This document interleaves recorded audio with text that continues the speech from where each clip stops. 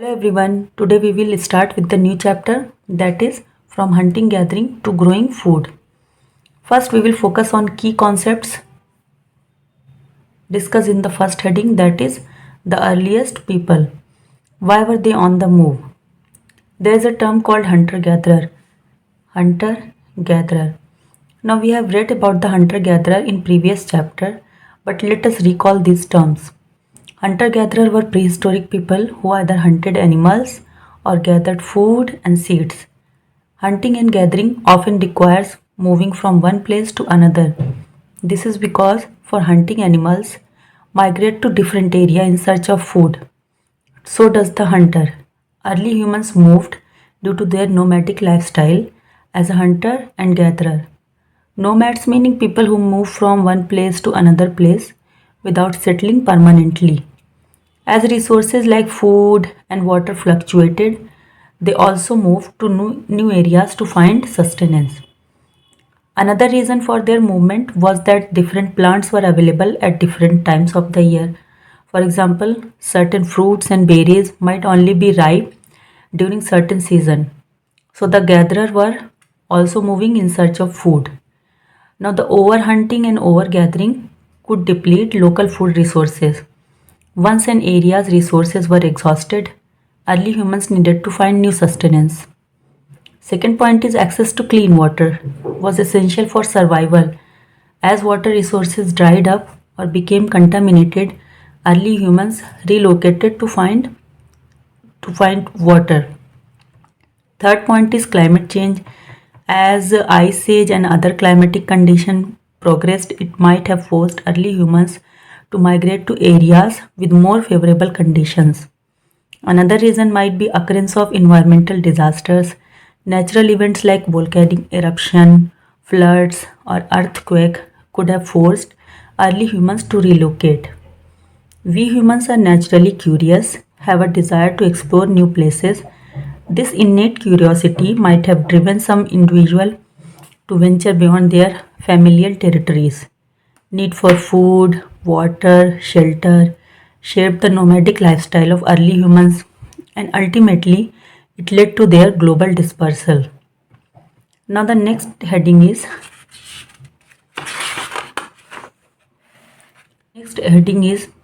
how do you know about these people? Archaeologists can piece together a picture of early human life by analyzing stone tools, artifacts, fossils. Here use of stone tools is discussed to get to know the earliest people. Stone tools are among the earliest and most essential tools created by early humans. They were made by striking one stone against another to shape it into the desired form, like this. Some of the commonest tools used by them are hand axes. These were large asymmetrical tools. They were mainly used for hunting, butchering, and digging. Another one is scraper. These were smaller tools with a sharp edge. They were mainly used for scraping meat from the bones, preparing hides, and shaping woods. And the next one is chopper. These were heavy duty tools with a blunt edge. These were used for chopping wood, breaking bones, and processing plants. Another tool is flakes. These were thin, sharp pieces of stone that could be used for cutting, slicing, and piercing. The type of technique employed in making stone tools varied across different regions and time periods. By analyzing these tools, archaeologists learned about the skills, abilities, and technological advancement of early humans. Now, the next heading is choosing a place to live in. As you can see in the map, many ancient settlement sites have been shown in the diagram. Some sites are marked with red triangle, some are with the green circle, some are blue square, and so on. The map highlights the region where evidence of early human settlement has been found. Specific color have been used to highlight key archaeological site of particular time period. For example, sites which are shown as red triangle like this, they are Paleolithic sites. Paleo means old and lithic means stone. So these sites refer to the time of prehistory when early humans just started making tools. Prominent sites of these periods are Bhimbetka, Kurnool, and Hunsgi. Bhimbetka rock shelter is located in the foothills of Madhya Pradesh. In this cave, prehistoric paintings and engravings has been found. The artwork in the cave depicts scenes of hunting, gathering, rituals, and mythological figures. It provides invaluable insight into the lives and the belief of early human. Another prehistoric site mentioned here is Kurnool Caves.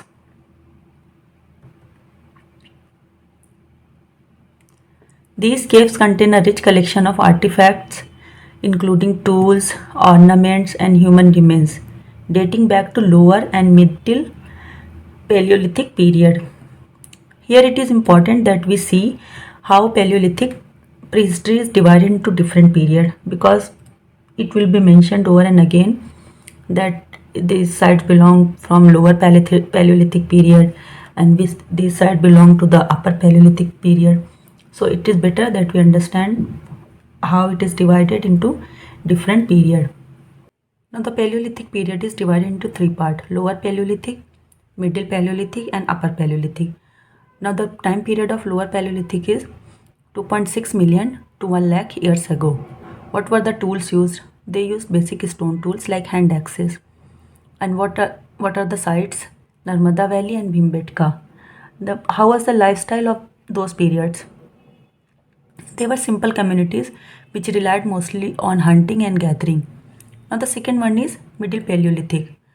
Now the time period of this is 1 lakh to 30,000 years ago. Now they use more advanced tools like which was made using a special technique. Now we will read more about these special techniques when we study another books for ancient history for UPSC and UPPSC purpose. Now the sites are Bhimbetka and the Panchmadi. How was the lifestyle? They led a more complex social structure. They started using fire and the art began to appear. Then third one is Upper Paleolithic period. The time period is 30,000 to 10,000 years ago. Now they started using more refined tools, including blades and artistic items. Now the sites are Paharpur and Kashmir, which is known for cave paintings. Now the lifestyle, how was the lifestyle? They started using more artistic expressions and their hunting were more organized.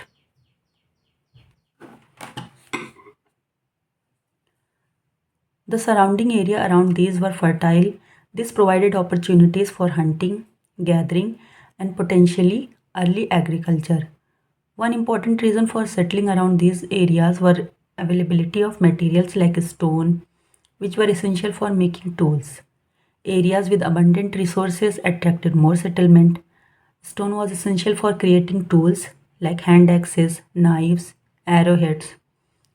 If I take the example of Bhimbetka, the rocks at the Bhimbetka were sandstone. The rough texture of sandstone provided a good surface for paint to adhere to. Sandstone is also relatively resistant to weathering, which has helped preserve the painting for thousands of years. The painting of Bhimbetka are not only artistic expression, but it is also a crucial record of human history and evolution, making them a significant archaeological site. Let us get to know more about the Kurnool caves, which is here. It is located in the Andhra Pradesh. Evidence of fire use is significant because it reflects daily aspects of life, such as cooking, warmth, and possibly ritual activities. One question which is asked here is, why do we use fire for today? Now, fire plays a crucial role in our lives for various reasons. It is used for cooking, for heating, for light. Fire is also used to provide energy in many forms, such as electricity from fossil fuel and biomass. It is also used in several industrial processes and waste management. It plays a role in social gathering rituals, cultural practices such as bonfires and ceremonial fires. It is also used in scientific research. Overall, the fire remains a fundamental element of human life, influencing our daily routine, technology, and culture. Moving on to another heading, that is names and dates. We have already discussed this, so I am moving on to next topic. Next topic is a changing environment. This talks about how the changing environment impacted ancient people, how it forced them to move to different places. Changes in climate, such as rising temperatures, often led to the destruction of habitats, forcing animals to relocate or adapt to new environments. As temperature rise, many people are moving towards higher altitude or latitudes in search of suitable climates, which can disrupt existing ecosystem. As global temperatures fluctuated, leading to drier conditions in many regions. These drier climate favored the growth of grasses over woody plants. Grasslands Grassland developed rich fertile soils. The deep root system of grasses help build soil structure and retain moisture, creating an environment conducive to further grassland expansion. Large herbivores such as antelope, deer, which grazed on grasses, preventing shrubs and trees from encroaching. Their movement and feeding pattern also helped seed dispersal and nutrient cycling. As these animals moved, people who hunted these animals were also on the move. Around these times, humans started thinking about herding and rearing. Over the last several thousand years, human activities, including agriculture and grazing, have further shaped grassland ecosystem, leading to both transformation and degradation. Now we will read about how humans started farming and herding. The beginning of farming and herding. People first started domesticating plant about 10,000 years ago around Tigris and Euphrates river in Mesopotamia, which is modern day Iraq. Evidence suggests that early inhabitants of Indian subcontinent cultivated crops like wheat and barley in the northwest region. Northwest meaning this part, particularly in areas corresponding to modern day Pakistan and northwest India. By around 4000 BCE, rice cultivation began in eastern region, particularly Ganga Valley and along the eastern coast. As I told you earlier, that this area was fertile because of the availability of water. This became significant for development of agriculture in the subcontinent. How humans started domesticating animals. Now the domestication started because of helpful relationship. Early humans noticed that some animals could help them. Animals that provided food like meat, milk, eggs could help them with, or some animals could help them with work like carrying things. These became important. Now some wild animals were less scared of humans and were more friendly. Humans began to choose these animals for breeding. Now animals that lived close to human homes were more likely to be domesticated. For example, goats and sheep were found in hilly areas while cows were common in open field. Now some humans started giving food to these animals, which made the animal want to stay near them. This helped the domestication process. Now domestication took a long time. It did not happen overnight. Humans would breed animals over many generations for traits they liked, such as being friendly or producing more milk. Can you think of any reason why the dog was perhaps the first animal to be tamed? Now there are combination of mutual benefits, social behavior, and adaptability made dogs the first animals to be domesticated, leading to the special relationship we have with them today. As humans settled and began farming, they provided a steady source of food, while dogs offered protection from predators and helped in hunting.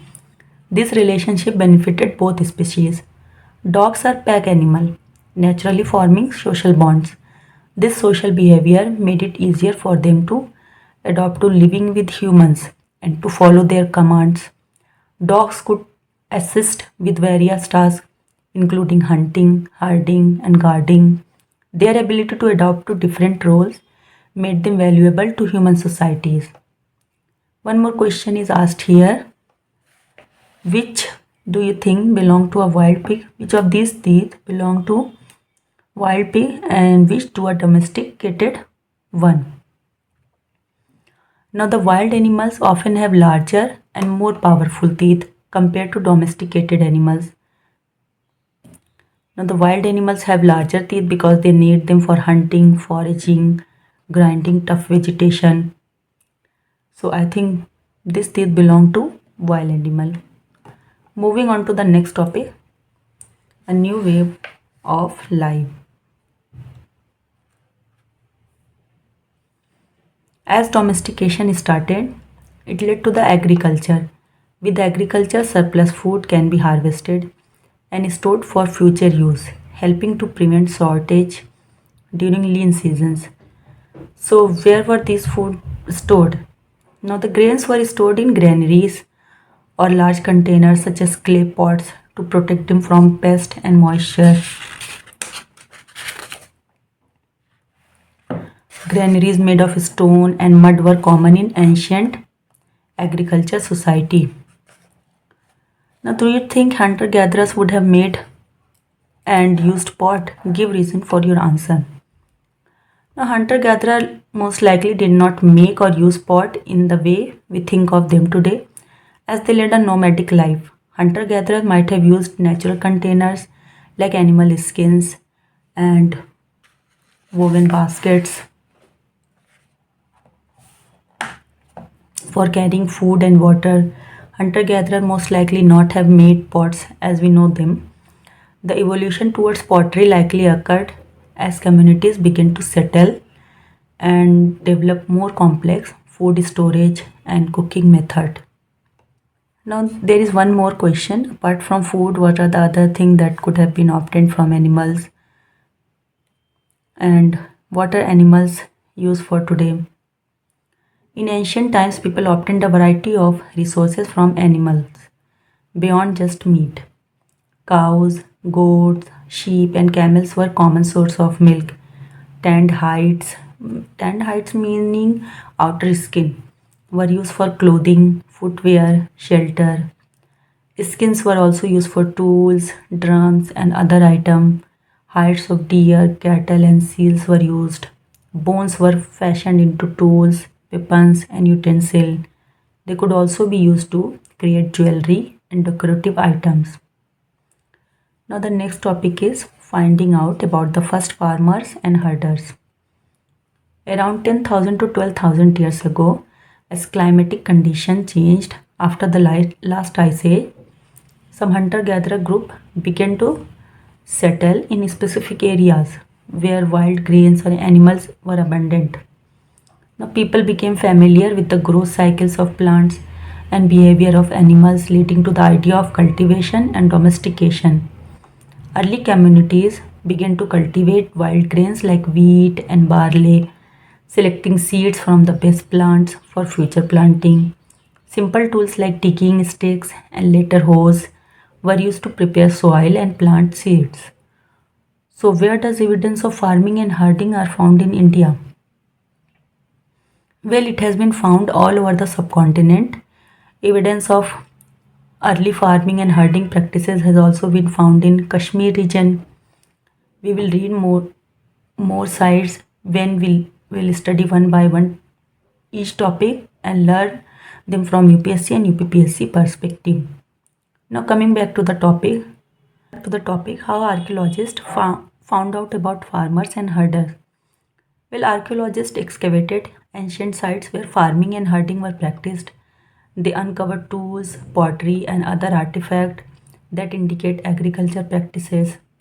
By dating organic materials, like this method allowed researchers to determine the age of organic materials like wood, seeds, and bones to establish timeline for when farming and hunting began. Cave painting and carvings may depict farming activity, domesticated animals, and rituals associated with agriculture. Like caves in Bhimbetka depicted hunting, like you can see in this picture.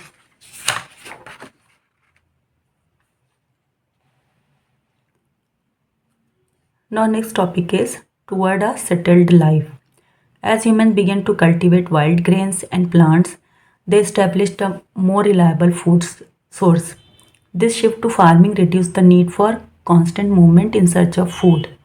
The domestication of animals provided additional food source and labor, encouraging people to settle near their livestock. As farming became more productive, As farming became more productive, people began to farm permanent settlement. They built homes, granaries, and storage facilities to hold surplus food. As people settled, led these settlements led to the construction of infrastructure such as irrigation system, and roads, which were for supporting agriculture activities and trade. A permanent settlement fostered stronger ties and community life, leading to the establishment of governance, trade, and cultural practices. As settlement grew, trade networks developed, allowing for the exchange of goods, ideas, and technologies between different groups. Now, here we will find the mention of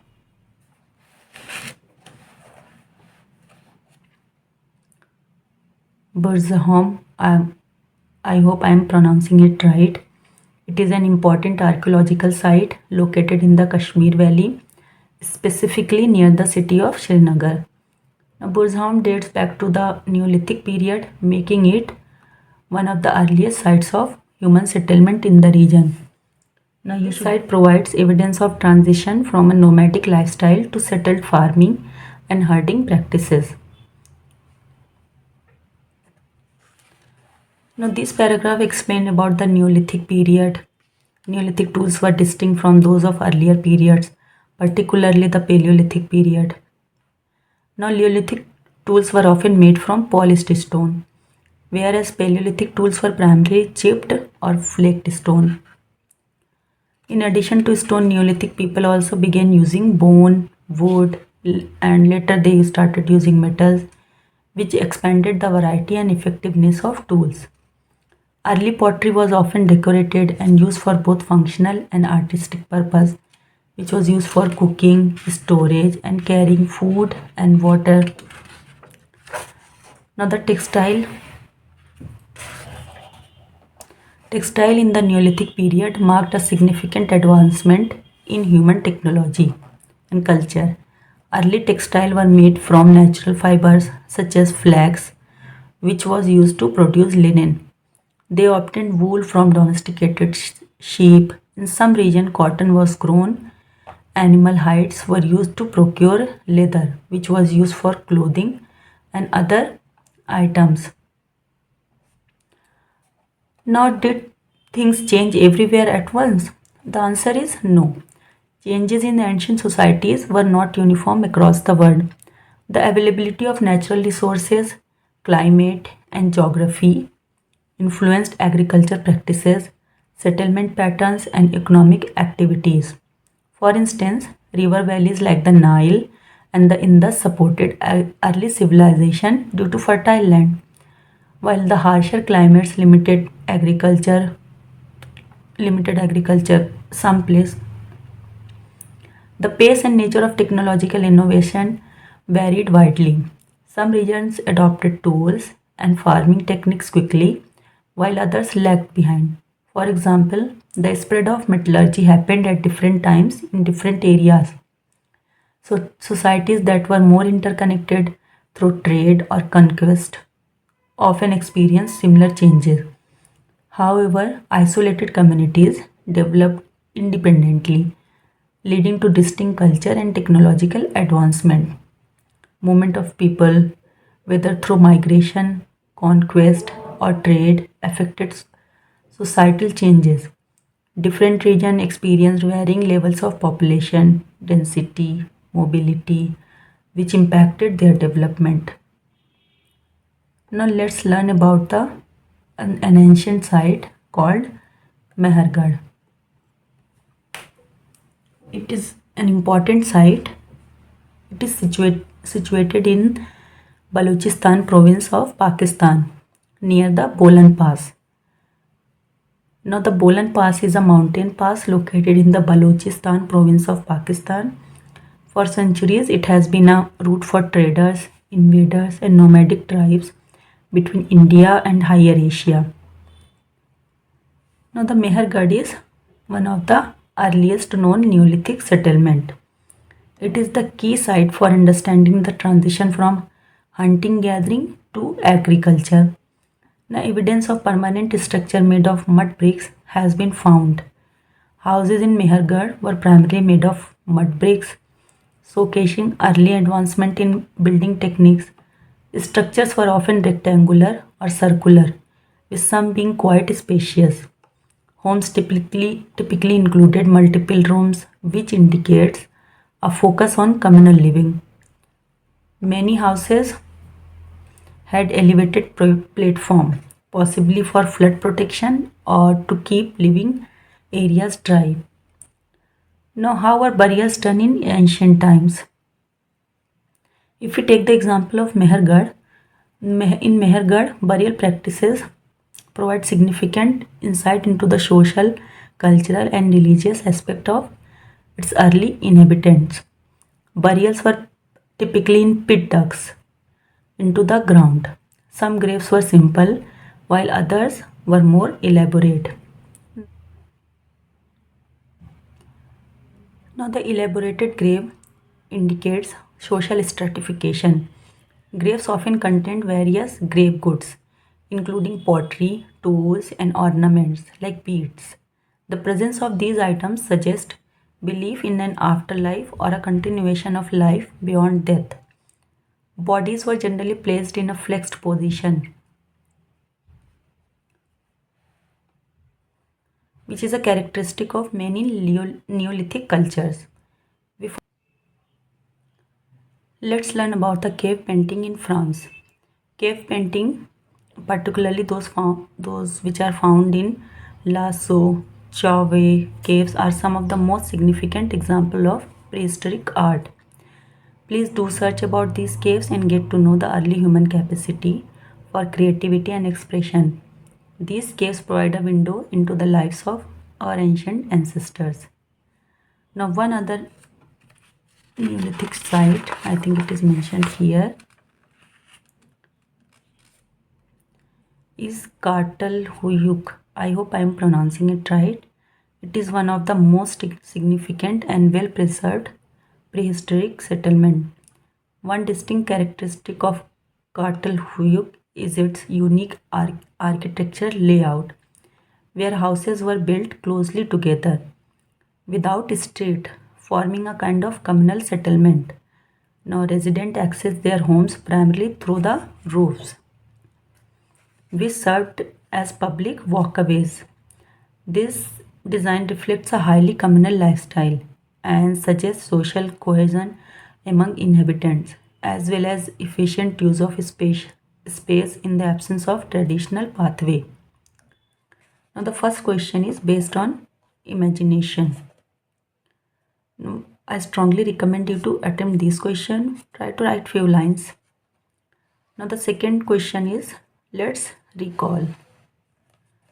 In this first question is complete the sentence. Section A is hunter-gatherer chose to live in caves and rock shelter because it offered a safe space to rest and sleep. Caves and rock shelters provided natural protection from harsh weather conditions, predators, and other dangers. Now the next question is grasslands developed around. Now, formation of grassland occurs as the last ice age ends, leading to climatic change that favor the growth of grasslands in certain regions. If we talk in terms of timeline, that it would be around 12,000 years ago. Now the question number 2 is, why do people who grow crops have to stay in the same place for a long time? People who grow crops need to stay in one place for a long time because staying in one spot helps keep the soil rich and healthy, which is important for growing good crops. Crops need to be planted and harvested at certain times. Being in one place makes it easier to manage this. Now, farmer build things like irrigation systems and storage areas. It is easier to do this if they stay in one location. Now, working together with family and neighbor is easier when everyone lives close by. They can help each other with planting and harvesting.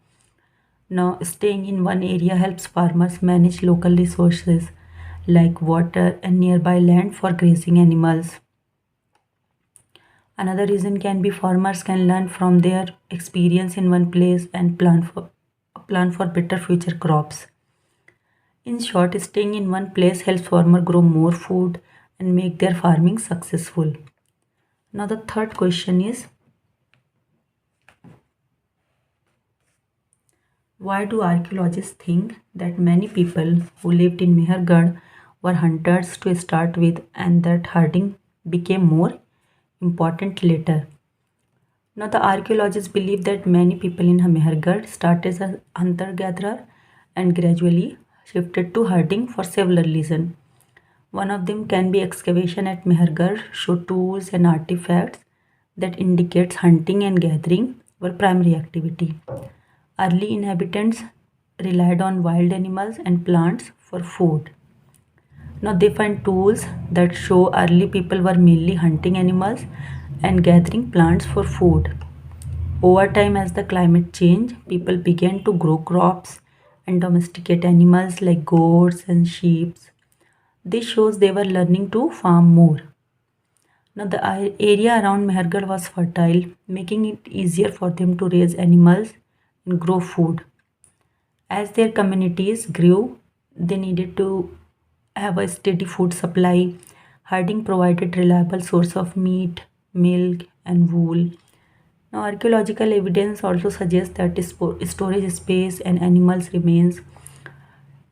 They began to keep and take care of animals along with their crops. Now, overall, their gradual transition from hunting to herding in Mehergarh reflects the changing needs and the adaptation of early human societies as they developed agriculture and animal husbandry. Now, the next question is, let's discuss. Why did hunter-gatherer travel from place to place? In what ways are they similar to or different from the reason for which we travel today? Now we have already discussed many points, but I think we should cover this question from another perspective. Now they moved to find fresh source of food such as animals to hunt and plants to gather.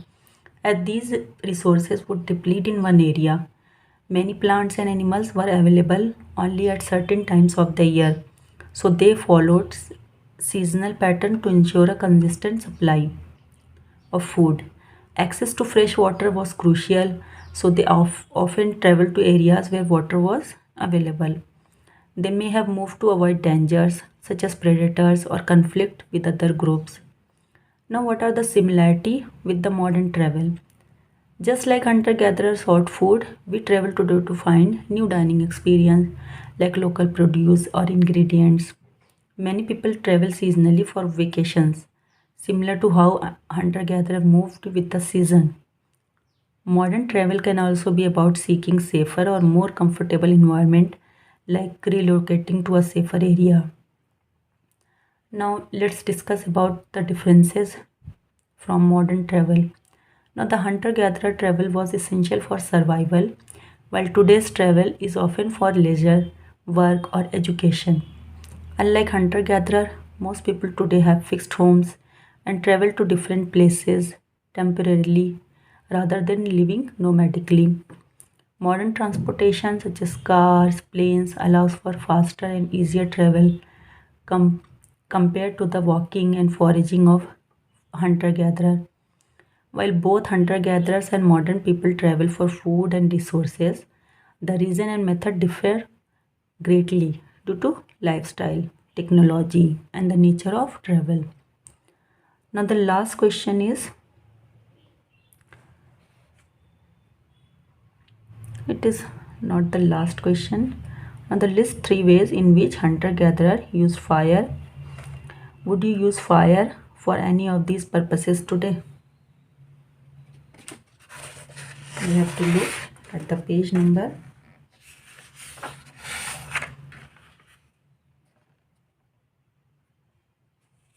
15. The fire was first used in Kurnool caves because the ashes has been found here. Now I wanted to attempt this question on your own. So the last question is, list three ways in which the lives of farmers and herders would have been different from that of hunter-gatherer. Now the farmers and herders tended to live in permanent settlement, as agriculture and animal husbandry required consistent care and management of crops and livestock. Now, hunter gatherers were nomadic, moving frequently to follow animal herds and seasonal plant growth, living in temporary shelters. Now, diet of farmers and herders relied on cultivation crops and domesticated animals, leading to a more stable and predictable food supply. This allowed for surplus food production, while the hunter-gatherer diet dependent on wild plants and animals, which could vary greatly and were less predictable, making food availability less stable. Now, settled life of farmers and traders, herders often led to larger, more complex communities with social hierarchies, specialization of labor, and the development of trade. Now, these differences highlight the specific significant changes in lifestyle, food security, and social structure that came with the transition from a hunter gatherer way of life to farming and herding. Now, hunter gatherer typically lived in a smaller group with a more egalitarian social structure where roles were less specialized and often shared among members of the group. Thank you for your time. In the next video, we will discuss chapter 3, that is in the earliest cities. Thank you.